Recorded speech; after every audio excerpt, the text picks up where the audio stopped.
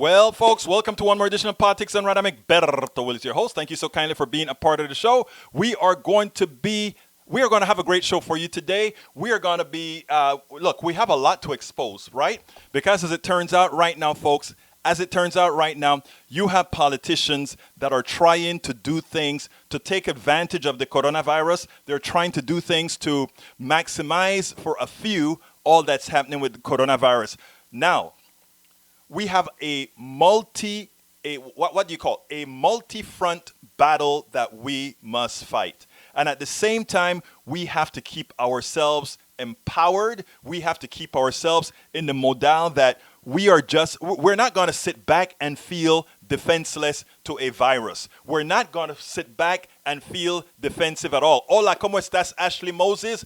Mosley, how are you, Michael Reddening? We are not going to sit back and feel powerless. You know, I saw somebody on TV, a friend of mine, she's been sending texts, and right now she's feeling down. This stuff can hurt you. Yes, it can, but do remember, most people who are going to get this, they're going to go through hell for a few, and then they'll be fine. Yes, a few will die, but what we have to do is work on isolating ourselves. I'm in Harris County, Texas, the county where Houston resides, and we just went down on lockdown officially.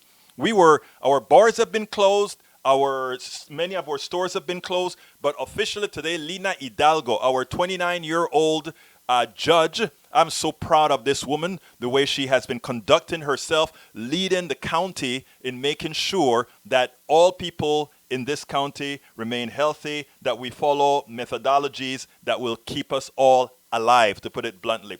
But anyhow, folks, without any further ado, let me just tell you, empower yourself. As you stay at home, share these programs. We are going to be talking about these issues. Please note as well, please feel free. If you want to talk, call us, 646-716-5812. Again, that number is 646-716-5812. If you're listening to this on podcast, whether on iTunes or Stitcher or all the other streaming, and you want to contact me or ask any questions, remember, always send email to info@politicsdoneright.com, info@politicsdoneright.com. What I want to ask you right now, however, if you're just joining us, if you're just checking in, please, please, please, please share us. It is imperative if we want to make sure to have a difference. Now, Nancy Pelosi and Chuck Schumer and McDonald's and Mnuchin, they're all out there trying to come up with a deal for a stimulus package. Of course, we don't just have a whole bunch of progressives out there that understand what America needs. We have a whole lot of people who are looking out for the interests of others. Well, we have to make sure that our interests are taken care of. I am proud to say that all the progressive organizations, all the calls that you've been making, the unions from the flight attendants and all these other folks have been forcing the hands of their politicians. But as you can see right now, we have a head of state that is not qualified for the job. And what I want to do, the first thing, before we get into the program officially, I want to play a few things for you. Specifically, I want to show you a video, first of all, that we did, where this president, is attempting in his wording, right? He's attempting to brainwash Americans into somehow believing that that the only way we can attain anything. Again, this is a brainwash. Now, remember, that is how it has to operate. This is a brainwash. He's trying to tell you guys the only way things can go right, the only way we can get out of this is if you remember that he is president and only he can solve the problem. Let's check this out. We're at war. In a true sense, we're at war. And we're fighting an invisible enemy. Think of that. For those of you who are feeling alone and isolated, I want you to know that we are all joined together as one people, eternally linked by our shared national spirit. We love our country. For those worried and afraid, please know, as long as I am your president, you can feel confident that you have a leader who will always fight for you And I will not stop until we win. This will be a great victory. This is going to be a victory. And it's going to be a victory that, in my opinion, will happen much sooner than originally expected. It's now attacking. The enemy is attacking. Now, the reason I played that, I really wanted folks to see how how these psychological cues work. They're putting that in your head. I mean, a lot of people say, sure, whatever. But deep in your head, what is occurring right now for a lot of people, especially those that are easily triggered by whatever somebody tells them, it plants a seed. Only Donald Trump. And Donald Trump has strength. And Donald Trump is strong. Even if you don't like him, Donald Trump is strong. Remember, Donald Trump is nothing but a paper tiger. Donald Trump is nothing but a paper tiger. Do not ever forget that. A paper tiger, big mouth, big representation, very little value to provide us. But anyhow, later he would try. You know, we know that that it's going very wrong. We know that it's going very wrong. Now, he wants you to believe that he has absolutely nothing to do with how the performance of his response to coronavirus is actually taking place. It's not his fault. Guess whose fault it is? Listen to what Donald Trump now had to say about what was there before. This is how the liar-in-chief is really attempting to change the conversation to that he had to come in and fix a government that he destroyed, and why it is now the private sector stepping up. Check this out. Just so you know, just for the probably 100th time, this administration, inherited an obsolete, broken, old system that wasn't meant for this. We discarded that system, and we now have a new system that can do millions of people as you need them. But we had to get rid of a broken, old system that didn't work. It worked only on a very limited basis. And we're very proud of what we've done. It's incredible what we've done. And this system will now serve for the future, for future problems. Hopefully you don't have a problem like this, but something will come up. We have now a great system, and it's almost fully in gear, but it's able to test millions of people. But we inherited a broken, old, frankly, a terrible system. We fixed it, and we've done a great job. And we haven't been given the credit that we deserve, that I can tell you. But the one that really deserves the credit are the American people, because they are doing things that nobody thought they would do. What they're doing is incredible, and we're making a lot of progress, and we'll see you folks tomorrow. Thank you very much. This is a president in office for 3 years and 2 months. Today makes it 3 years and 2 months. He only has 10 more months in office. So he's well over the half of his administration. And to come out and say the reason we were not able to handle this pandemic, it was because he was left a bad system. But no, the system now is yours. You've been there 3 years and 2 months. And not only that, you disbanded the pandemic department. So how do you explain that it is somebody else's fault? Talk about irresponsibility. He is trying to put that narrative into those who have a shallow mind and just believe his word. He needed to say something that sounded plausible to the uninformed. Well, you know what our job is, my brothers and my sisters? It is our job to inform. It is our job to make sure there are not a whole lot of folks that are uninformed. That is your job. That is my job. That is our job. Because all those people that are going to buy the crap up, they are our brothers and sisters as well. I'm Egberto Willies, host of Politics Done Right, an independent news program. I post several news videos. I have to cut those pieces out because somehow I don't clip the thing right at the right time. Anyhow, folks, so going forward, as you can see, what he's trying to do is in effect, what he tried to do was blame President Obama for his failure, which any thinking person knows immediately that that's not the case. Now, yesterday, something interesting happened in the press conference, right, that he gave. And I want to play this. This is sort of outside the domain of the show today, but I want to play this because it shows you the kind of person that we have in this president. It shows something very, very, very important. It shows you that for him, words are something that has no staying power.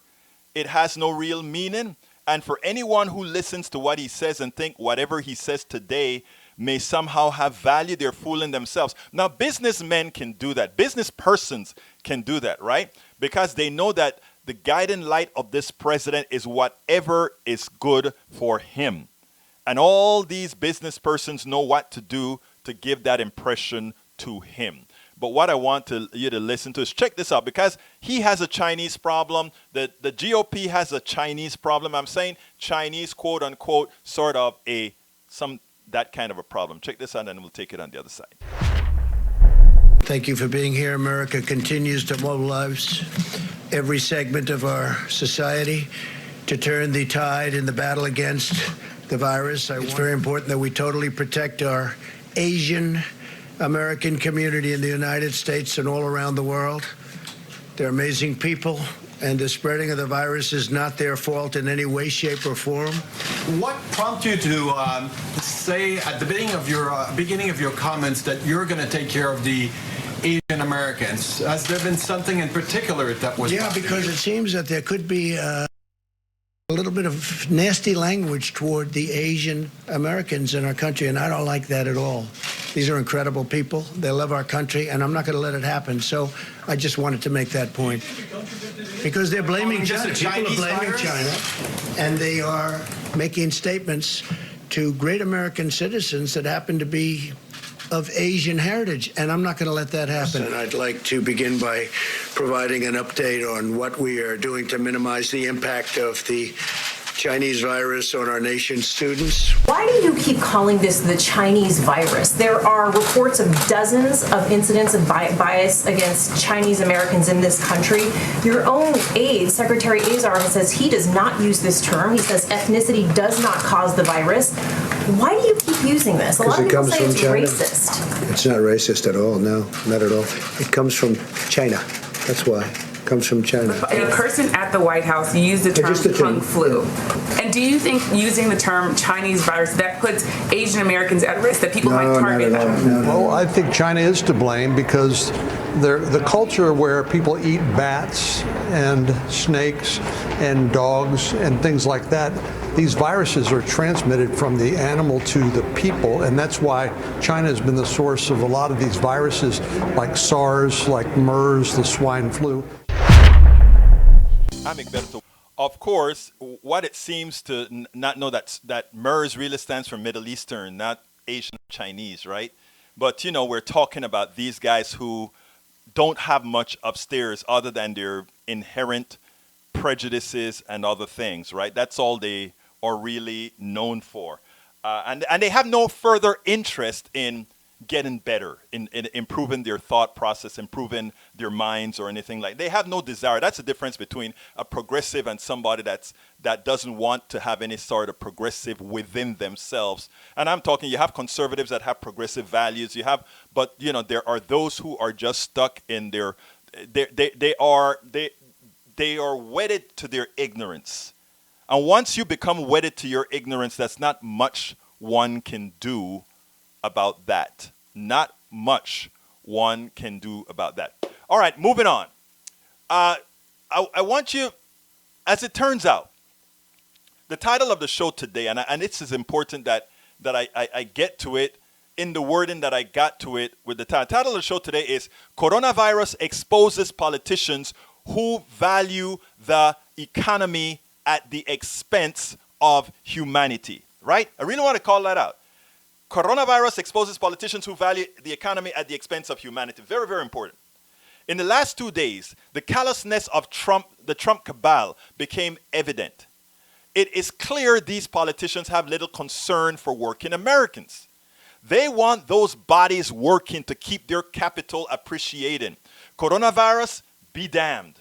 And what I'm going to do today is I'm going to show three distinct videos. The first one is going to be with Ali Velshi with a montage of what the president had to say, along with what the governor of New York was talking about. And the reason why I want to bring this in is simply because it shows you that this evil is calculated. A lot of people may say, oh, this person have an offhand remark when they said, oh, we need to revive the economy and just to be damned, coronavirus, be damned. We don't care about, people may think you are overreacting to what this one person says or whatever. But when you see it's systemic, when you see it forms a part of their philosophy, then you understand what the fight is all about. Then you understand why you have to fight. Then you understand why it is important for you to get this done. So check this out. This is Ali Velshi just played this a few minutes ago. And what I want to do is, let me see how to say this. Ali Velshi just played this a few minutes ago. And it is important that we go ahead and air this. And then we're going to see sort of, if you think this is some accident or whatever, it is not. Folks, if you're just joining us, please, please, please share these programs. It is imperative that we share. And why is it imperative? Because the mainstream media is not telling you all. They're telling you what they can. They can tell you from the perspective that it is, but they can't tell you, they can't go into certain types of analysis even though they know it. It's not that they don't know it, but they can't do it because, well, they're getting advertising dollars, etc., etc., etc. But check this out from Velshi. As the number of coronavirus cases and deaths in the United States continue to grow, President Trump says he wants America back to work. During a virtual town hall on Fox News this afternoon, the president says he wants to get things up and running again in the next few weeks. We've had flus before. We've had viruses before. So this is something new. And this is why I say we have to, I gave it 2 weeks. And I guess by Monday or Tuesday, it's about 2 weeks. And we'll assess at that time, and we'll give it some more time if we need a little more time. But we have to open this country up. I would love to have the country opened up and they're just raring to go by Easter. Easter is April 12th. It is now March 24th. It's less than 3 weeks away. New York Governor Andrew Cuomo, whose state has the highest number of coronavirus cases in the country, sharply disagreed with the president's view. If you ask the American people to choose between public health and the economy, then it's no contest. No American is going to say, accelerate the economy at the cost of human life. Because no American is going to say how much a life. Job one has to be save lives. Okay, folks, so you understand what just happened there. Donald Trump and all his cabal, they understand that the economy is in free fall. Is that a good thing? It's a terrible thing. But guess what an economy in free fall means? It means that we are all staying home. It means that we're no longer spending a lot of money with the corporatocracy, right? And I'm not complaining about spending the money with the corporatocracy. I am all for people going on cruises. I'm all for people going to Vegas and spending their money to have fun. I'm all for doing all the things that both small business and corporations bring to us. I am all for that. I am a free enterprise person. Most of us that call ourselves, you know what kind of Democrats are, we believe strongly in free enterprise with a strong social safety net. We believe that. We want corporations to do well, but we want them to do well responsibly. We want small businesses to do well. We want them to do well responsibly. Shutting down a city or a town for a month or two is going to dig a huge hole. Yes, probably a 20 to 30% hole in our GDP. Is that a bad thing? No, it's not. I mean, we're still alive. We're still at home with family. We're still doing things that we otherwise wouldn't do. We're slowing things down. This thing that we always have to live in a society that we're moving forward and forward and forward and forward and forward and forward and forward. It's growth. It's no need, right? I am saying growth in this country, the only people that benefit from this infinite growth that we talk about are the stockholders, right? People that are generally contributing nothing material, nothing intellectual, nothing physical to society. That's who benefit from, or who need to have on growing all of the times. Let me give an example, and then I'm going to go on, but I need you to understand this, because for all of those who are panicking, oh, the economy is in a stall and now it's going to crap, it's going down. That's not true. The economy is in a pause. Is that a bad thing? No. Is that a fatal thing? No. Will that restrict the power of America or the power of any other country? No. What it has done, has magnificently reduced consumption. Consumption. What are we? Consumers. And what it's going to show, and let me tell you what is a big fear. A lot of Americans are going to be home now. A lot of Americans are going to be with family now. A lot of Americans are going to be doing their own cooking again now. A lot of Americans are going to start seeing that they can do stuff differently. And all the advertising that have had them spending, that have programmed them, indoctrinated them, that they all had to do certain things, the commercials that you see on TV and all, you're suddenly going to realize, I can live a simpler life. Is that going to affect you personally? Yes, it'll make you better, your blood pressure lower, etc., etc. Who are the people that are going to be most affected if we decided we wanted a simpler form of life? It's going to be those who owns the corporatocracy, the ones who do nothing. You know why? Because guess what? They're realizing now.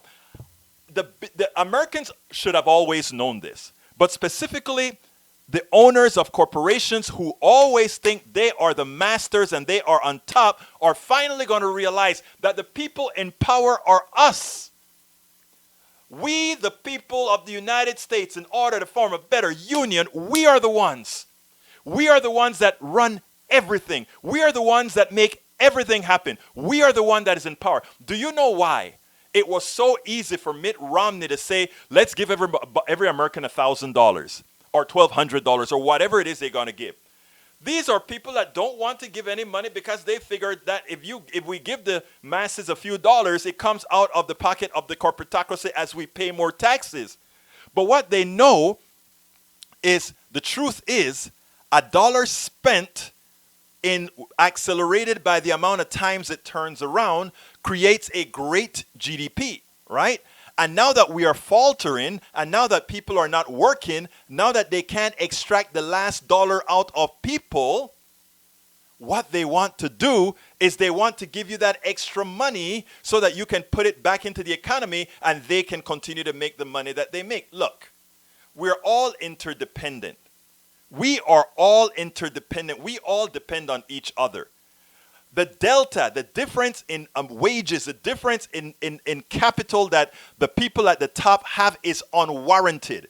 It's undeserved.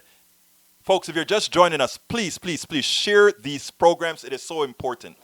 All those wealthy people in the top 1%, the top 0.1%, the top 5%, a lot of it is undeserved wealth. People say, oh, that is wealth envy. And I don't envy anything. Personally, if personally, Egberto, personally, with the skills that this country has awarded me via the taxpayer dollar to go to one of the best universities, University of Texas, afforded me to have done a whole lot of things.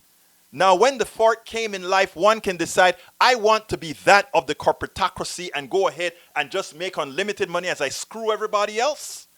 Or I can say, you know what?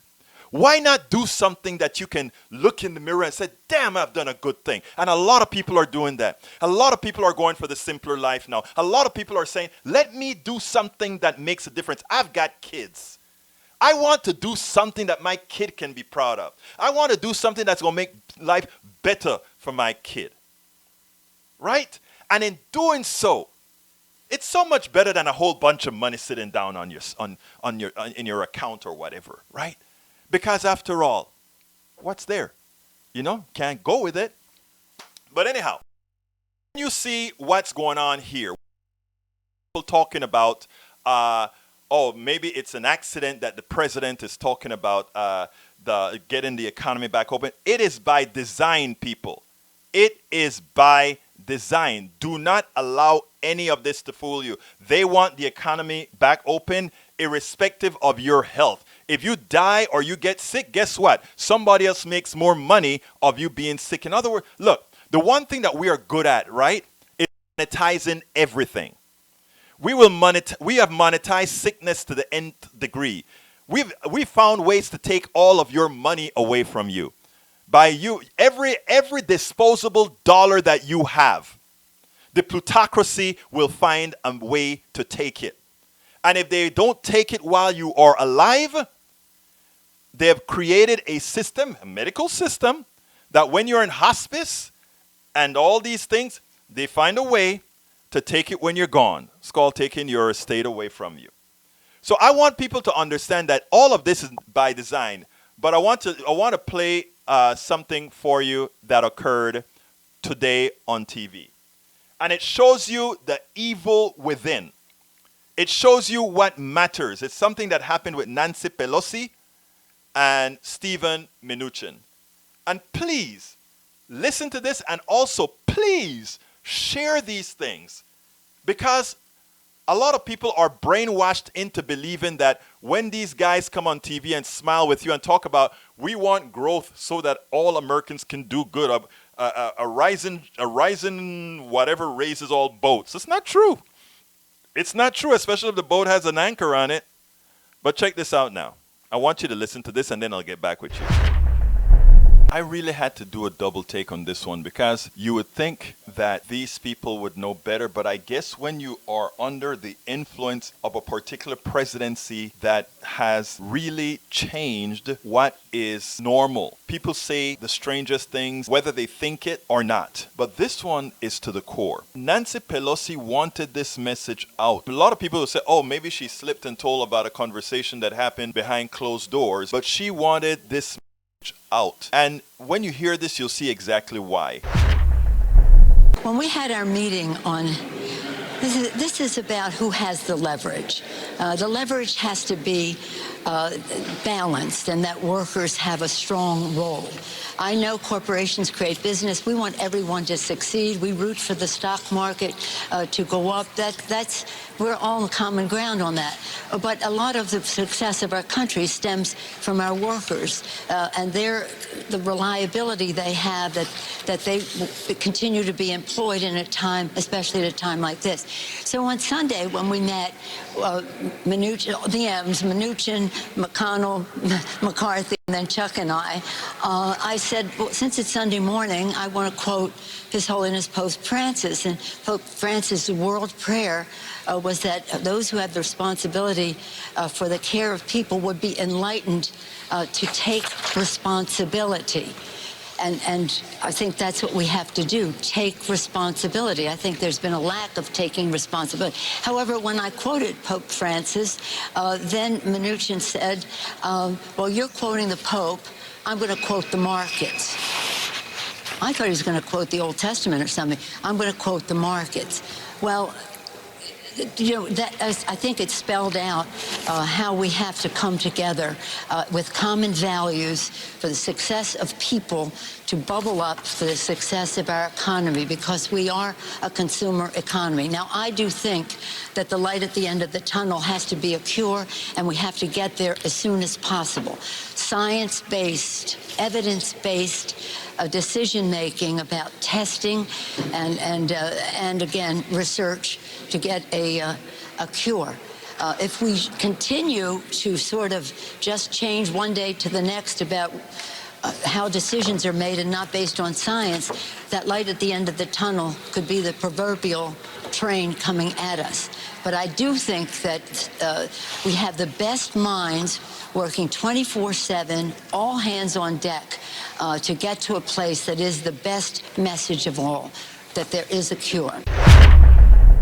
If you want to understand the callousness of our economic system, check out President Trump's press conference yesterday, where all he talks about is opening the economy, because it could be worse than the cure. Of course, they don't get it that the economy will continue to falter if people continue to get sick. Then we have the Texas Lieutenant Governor yesterday. In effect, he said, old people don't mind dying to save the economy for their grandchildren. I mean, a silly statement. What he's really trying to say is, hey, we need you to get back to work. Old people, be damned. And now we have Mnuchin. I mean, to show you this is not an accident, the way these guys are talking about, just move on with the economy, be damned. Now we have Mnuchin saying, you know what? You can quote the Pope about taking responsibility for other people. I am going to quote the markets. That should let people know where they stand with the people they support, claiming or believing that those people have their best interests at hand. Don't tell me what you're gonna do. Show me what you're doing.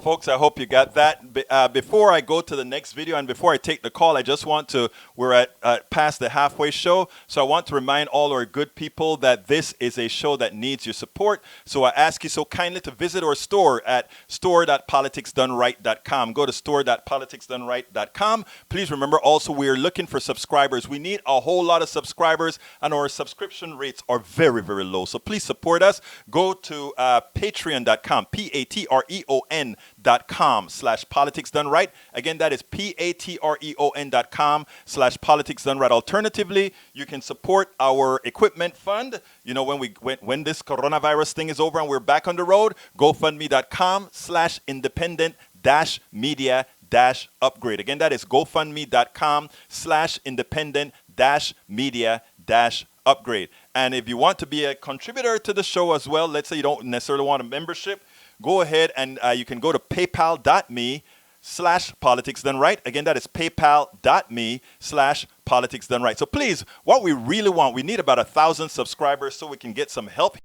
I need a whole lot of help cutting up videos and doing all those kinds of things. Again, visit our store.politicsdoneright.com. On the screen, you can see all the different things that we have scrolling. Folks, if you want to give us a call at 646-716-5812 if you want to add to the discussion. I know, Senor Reddening, that was in fact funny. And then after I play this video, I will go to the board and start answering your questions and picking that up. But anyhow, check this out. You are not going to believe this. Dan Patrick, the Lieutenant Governor of Texas, believed that old people probably prefer to die than to somehow affect the economy. You got to listen to this to believe it, and then we'll take it on the other side. You know, Tucker, no one reached out to me and said, as a senior citizen, are you willing to take a chance on your survival in exchange for keeping the America that all America loves for your children and grandchildren? And if that's the exchange, I'm all in. And that doesn't make me noble or brave or anything like that. I just think there are lots of grandparents out there in this country, like me, I have 6 grandchildren, that what we all care about and what we love more than anything are those children. And I want to, you know, live smart and see through this, but I don't want the whole country to be sacrificed. And that's what I see. I've talked to hundreds of people, Tucker, and just in the last week, and making calls all the time. And everyone says pretty much the same thing, that we can't lose our whole country. We're having an economic collapse. I'm also a small businessman. I understand it. And I talk with business people all the time, Tucker. And my heart is lifted tonight by what I heard the president say, because we can do more than, you know, one thing at a time. We can do 2 things. So, you know, my message is that let's get back to work. Let's get back to living. Let's be smart about it. And those of us who are 70 plus, we'll take care of ourselves, but don't sacrifice the country. Don't do that. Don't ruin this great American dream. You're basically saying that this disease could take your life, but that's not the scariest thing to you. There's something that would be worse than dying. Yeah. Dan Patrick, Lieutenant Governor of Texas. Let me tell you something about Texas. They care so much about their grandkids. They care so much about the younger people, right? Oh, they care. No, folks, let me tell you, this is a whole lot of rich people that are saying, oh my God, we are finally realizing that we can only be rich if those slaves underneath there, those employees underneath there, those people underneath there come back to work. Please, people, come back to work. Let's get the facts straight. Dan Patrick, that same lieutenant governor, denies Texas the Medicaid expansion to the Affordable Care Act. that which would have saved a whole lot of his grandchildren in Texas. It would have saved a whole lot of young people in Texas. But these rich people didn't want to pay 10%, which is what it cost them after the government paid 100% for Medicaid expansion for the Affordable Care for the first 3 years. Texas would only be responsible for 10%. You would think that somebody who's telling all Americans, come back to work, we older people don't mind dying in order to keep this economy going, would at least have said, if I care so much about the young people, if I cared so much about my grandchildren, we would go ahead. Medicaid expansion to the Affordable Care come to give 1 million Texans the opportunity to have health care. But that's not what they're doing, folks. These guys understand that you are responsible for economic growth. You are responsible for their riches. They are not willing to give you health care. They're not willing to give you family leave. They're not willing to give you forgiveness for your student debt. They're not willing to give you tuition-free college. But they want you back on that roll. And they claim, we don't mind dying to help the rest because we don't want to leave a tanked economy for the rest of the people. It is hogwash. All those people that are telling you that, coronavirus will not kill them. Coronavirus will not cause them harm. Know why? Because they have the health care, the best health care money can buy. And the first sign of a coronavirus, they will be on respirators. They will be on antiviral. They will get the best care. But the average 70-year-old that they're saying is willing to die for the economy, they won't get a cent. Folks, don't buy the crap. The reality is we need to be in quarantine as long as it takes. We need to use a modern monetary theory to reinflate the economy when it's time to reinflate the economy. And we need to change and transform this economy into an economy that supports us all. We've been talking about a failed economic system for a very long time. This just proves it. These guys want to prolong it. No, America, we don't want to get rid of our 70-year-olds. No, America, we want to support all Americans. Okay. I hope you enjoyed that one. The thing about it is, last night when I saw that clip from Tucker Carlson, I almost passed out. Because you know what this guy was trying to do with grandparents, right? Grandparents love their grandkids. They also would do I know there are people who grew up with grandparents who would take the shirt off their back. They would freeze to keep their grandkids warm.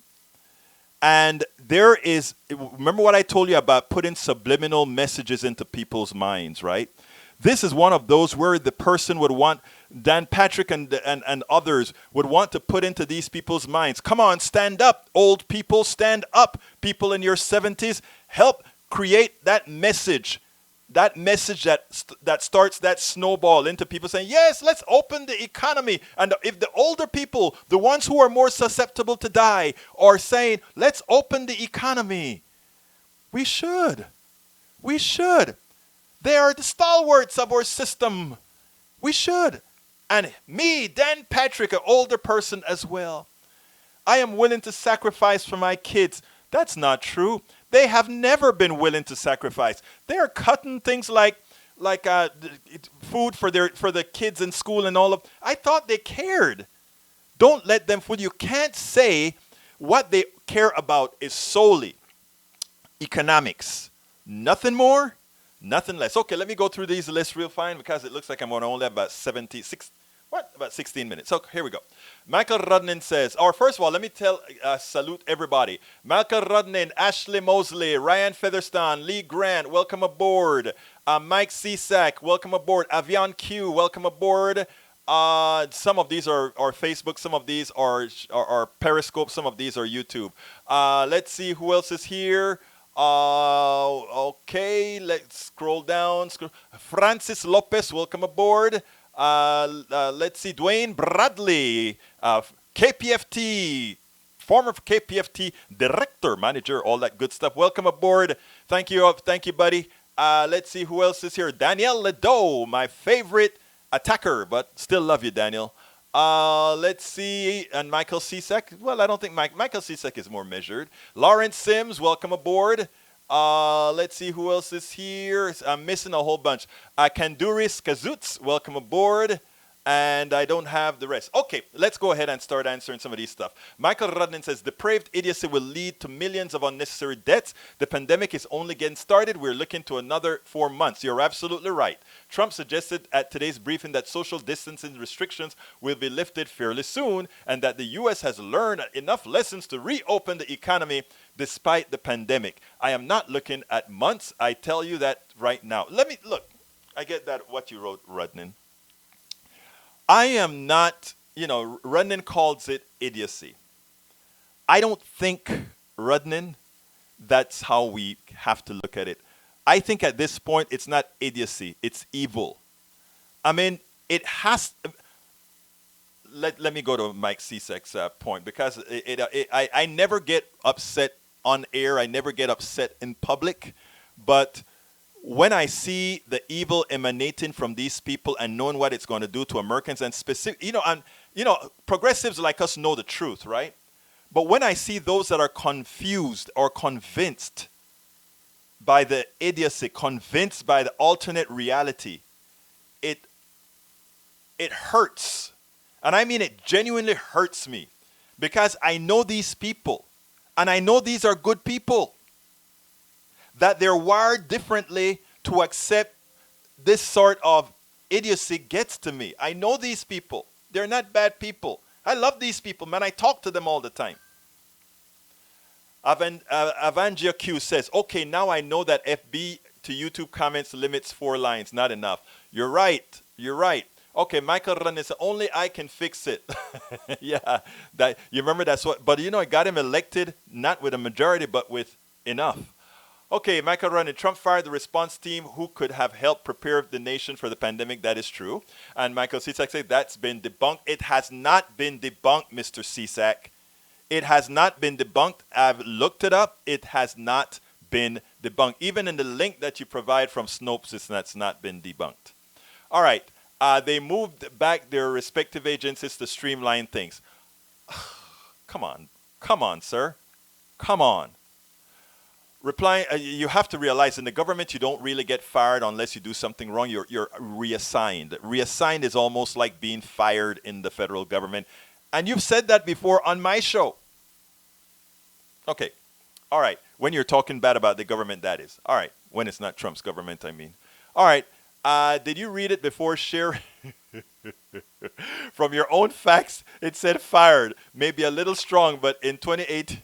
That is what I was trying to tell Mr. Cisak. That even in the link that he provided, because I've read that link before, not now, but I've read it before, Snopes agreed that it is a true statement. All right, let's see. Michael Rudnin says, let me move on to that. Robert Bowen, I don't know if I said you, hi. His MAGA hats come from his MAGA hats come from China. Yeah, that's how he says it, China. So those hats are China hats. Oh, my God. I mean, I can't believe it. Let's see. What other thing? Now, Mike says Snopes is an opinion site. I guess opinion that is... I am an opinion blogger. I'm an opinion news person because I tell you the truth and I give you my opinion or I go ahead and expand on that based on all these years I've lived on the earth. And so far, not to pat on the back, but from prognosticating Trump's election to others, it hasn't been too bad, Mr. Cisak. Reddening says, oh, that was an answer to Cisak. Okay, let's see. Media Bias Fact Check is also a leftist site. No, it's not. Let me tell you. By the way, Media Bias Fact Check rates egbertowillies.com as actually very truthful and all that good stuff. I just thought I might tell our audience that in case somebody on this network starts to tell you that my opinions or that my site isn't a truthful site. The reality is we were rated by Media Bias Fact Check as being very, very truthful. Check it out. And by the way, that is mediafactcheck. I don't remember, mediabiasfactcheck.org or I don't remember if it's .org or .com. Anyhow, let's see what else. Tim Morrison, former top NSC official writes, no, the White House didn't dissolve the pandemic. All right, I am not going to begrudge or continue to try to beat a dead horse. Mr. Cisak, you are simply wrong. Love you, but you're wrong. Dwayne Bradley, keep up the great work. Dwayne, coming from you, that means a lot, Mr. Radio Man. Let's see. Michael Reddening says, I'm fairly impressed by Governor Cuomo. Yeah, I don't like Cuomo for his neoliberalism, but as far as his leadership ability, as far as how he has been managing the coronavirus, I think it is so. Think about if we had our governor from Texas in New York with what was happening. New York is a high density place, a place where people are coming in from all over. I think his management has been impeccable.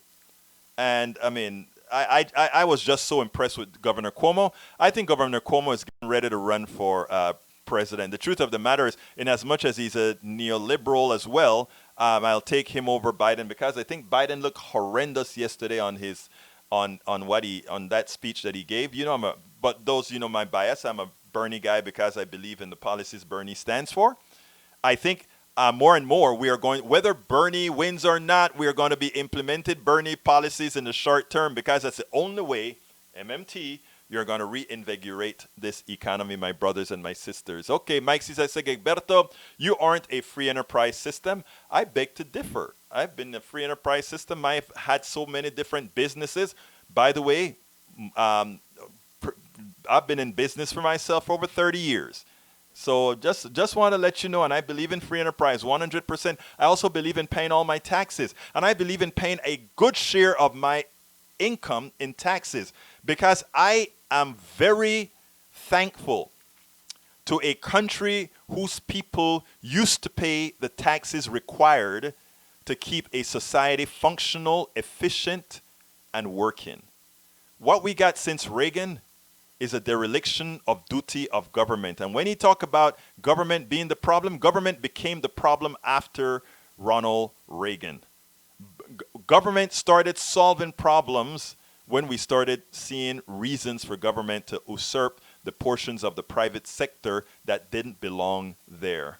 That's a fact, Jack. Okay, Daniel Ledosa just got here. Did I miss Egberto ripping Pelosi and Schumer new ones over their political games with the stimulus? Not at all.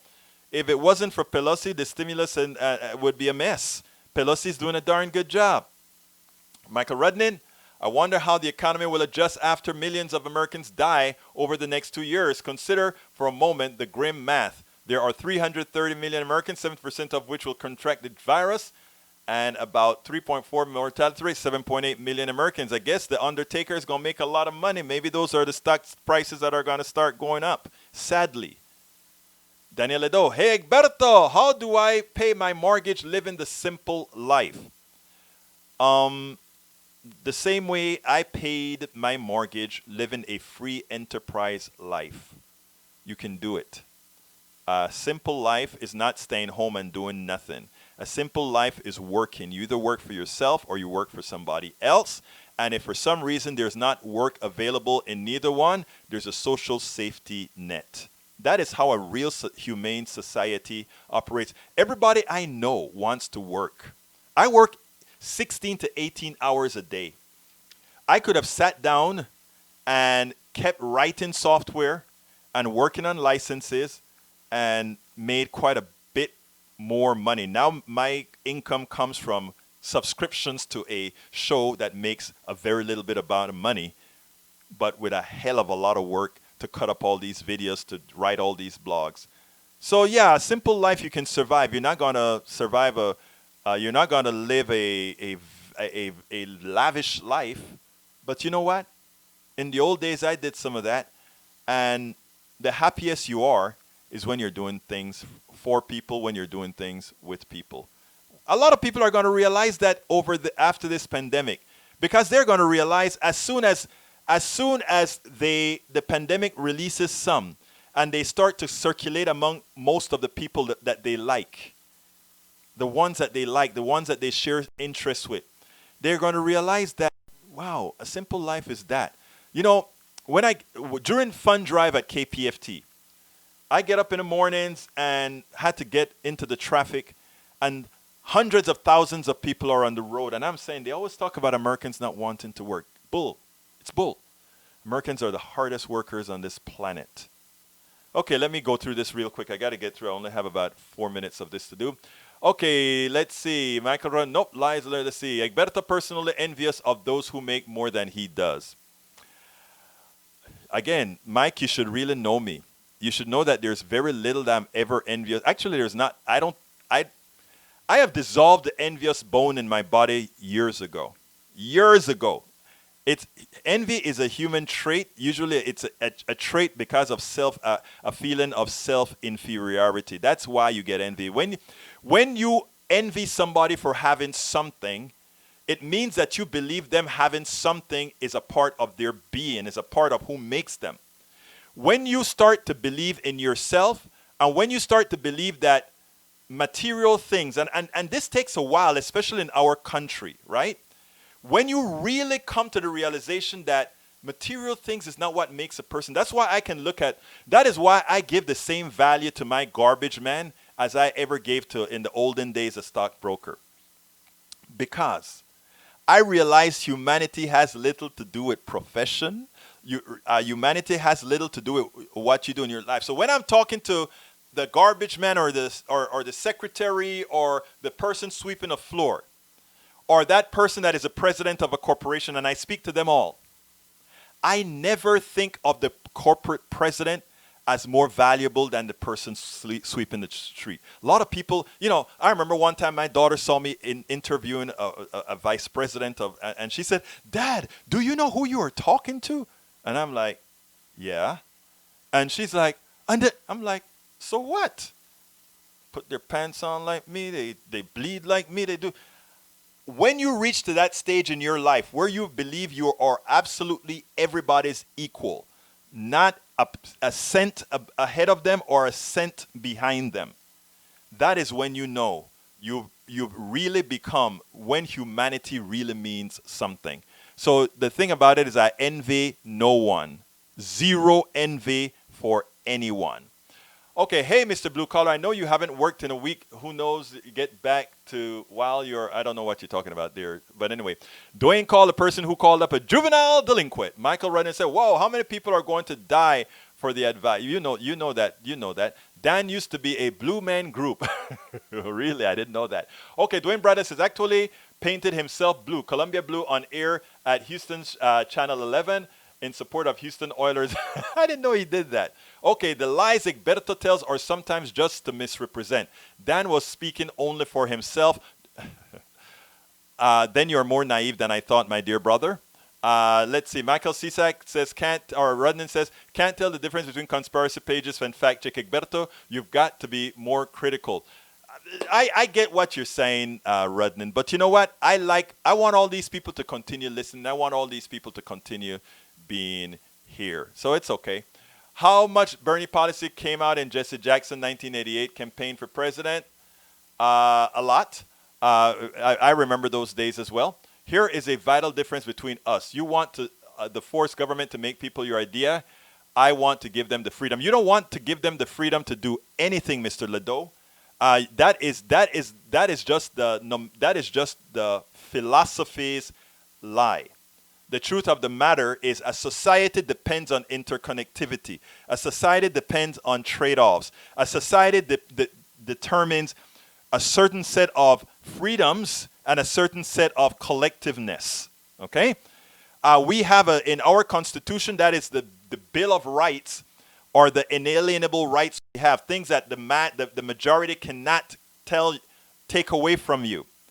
But for the majority of things, we live in a society. I wish many of you would understand that. A society cannot exist with absolute individualism. That's why even Ayn Rand, when she died on Social Security. Many people don't know that. She died on the dole. So come on, folks. It doesn't play reality. And I've yet to find a conservative who has not been on the dole. And in fact, most of Trump's supporters, not the wealthy ones, but most of his rank and file supporters, or guess what, on the dole. Folks, we're going to get out of here, but before I get out of here, I want to one more time ask you, please remember to go to store.politicsdoneright.com, get a t-shirt, get a cup, get something, go ahead and even get my book, As I See It, Class Warfare, the Only Resort to Right-Wing Doom. Because there you'd learn a whole lot about what I speak about all the time. And you know what? You really, really see, it's not crazy. It's humane. It's about humanity. That's what we care about. We care about people. You notice all these conservatives I have on my board? I love these guys too. You know, they may hate my guts, but they're still here. I don't hate them. I want to be a part of these guys as well. But anyhow, folks, we got to get out of here. I want to remind all of you to please become subscribers. And you know how to become a subscriber. You can become a subscriber by going in there and going to Patreon. Oh, I didn't put it in there. Let me put that in there.